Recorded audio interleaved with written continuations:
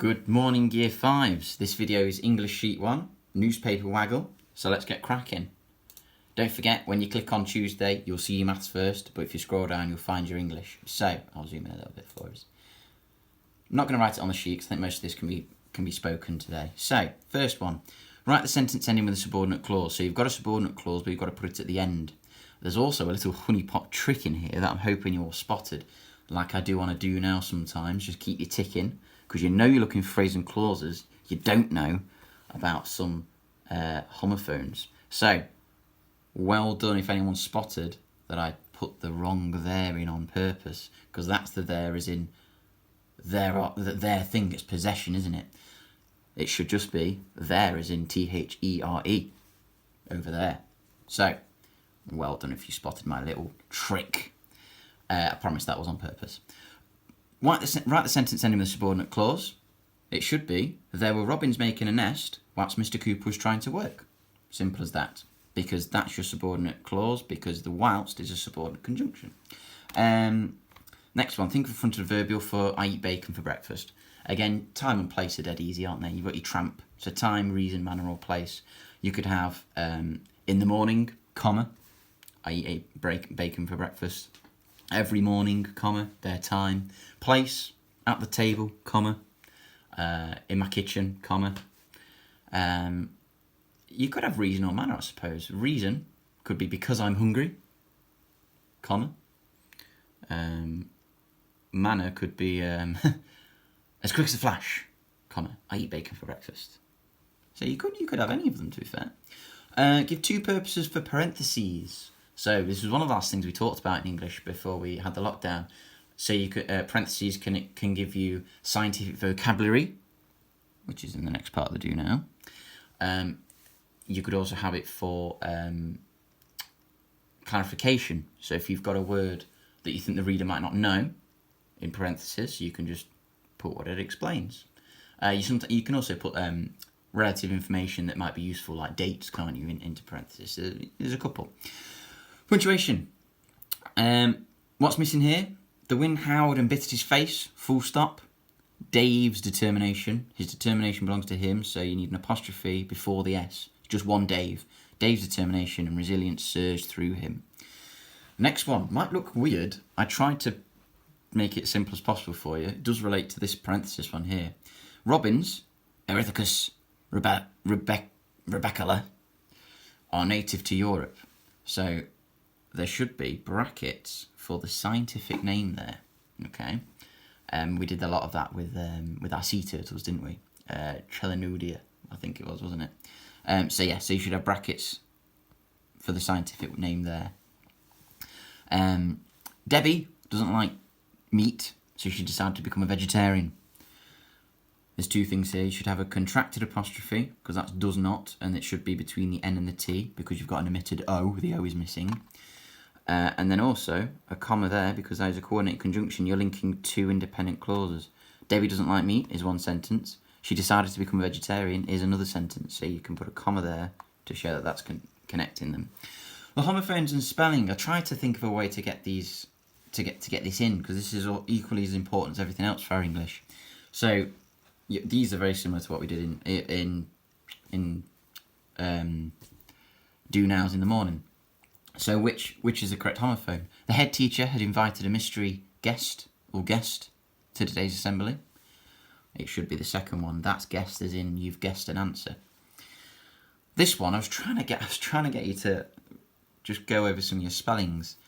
So I've made my own little conundrums for you. They're all spellings from Year 5. I've tried to make it a bit tricky though and not tell you what rule they're from. Otherwise a lot of you will just go rummaging in your spelling books. So the first one here is anxious, and the second one is community. Ooh. Ah, Mr. T. Should be community. But I think I've missed the T out. Conundrums are hard to make.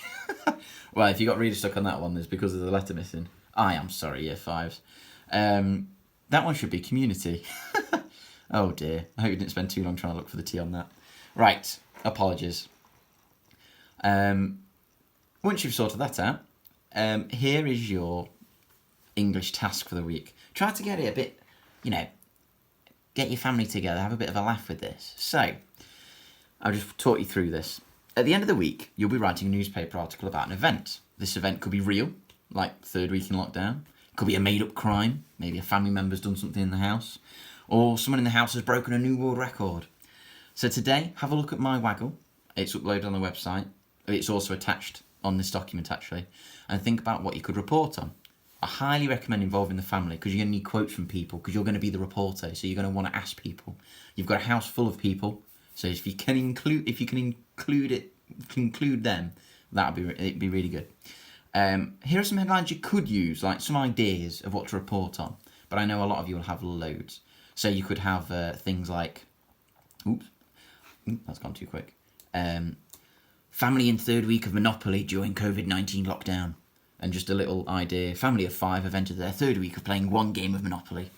Can you imagine? You could have something about something's been stolen. A thief among us.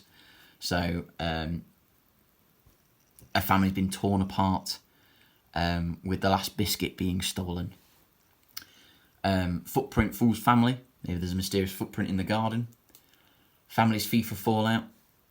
Somebody's argued over FIFA, so it's been witnessed that they've thrown it out the front door. Bonkers for bandanas. Maybe somebody set up their own business and is now making thousands or millions of pounds over the internet. Or maybe there's a weird world record. By the way, I googled this. There is actually a world record for somebody putting the most sticky notes on them. That is not made up, I completely promise you, year 5s. So there is a world record for how many sticky notes one person stuck on them. Maybe you beat that. I went for, this is my WAGOLL, the Totley Telegraph. So I went for a family falling out due to a lockdown. Give it a read. I've written all of this. I really enjoyed it as well. I'm just going to point out some features to you because it might have been a while since we've looked at newspapers. So you've got your headline here. It's got to be catchy. Couple fall out due to utterly ridiculous reason. Short and sharp. You've then got your sort of intro paragraph. Now your intro paragraph is normally who, what, when, where, really quickly. So just where it is, what it's about, and there's normally a limit of 30 words. We'll go into more of this tomorrow. Tomorrow's last session will look at these more. So have a read. It's light-hearted. I've tried to make it so I've enjoyed writing it. I've made some bits up, obviously, but have a read, and that's something you're aiming for. I'd love, at the end of the week, if you send me some of these, I'd really love to see what some of your headlines could be. Do try and keep them in the family, keep it in the house. That will make it more fun and easier because you need quotes from people. And you could genuinely pretend to be a reporter. You could get in role and go around the family. Maybe take one of my headlines, or you can make up something yourself. Family grows big as vegetable. It's completely up to you. Go with your imaginations with this one. But I do highly recommend making a news headline that you can use with the family. So your only job for your English today, once you've done your do now, is have a read of this and start thinking, what could I do a newspaper report on, which includes my family. Brilliant. Look forward to seeing you again, guys.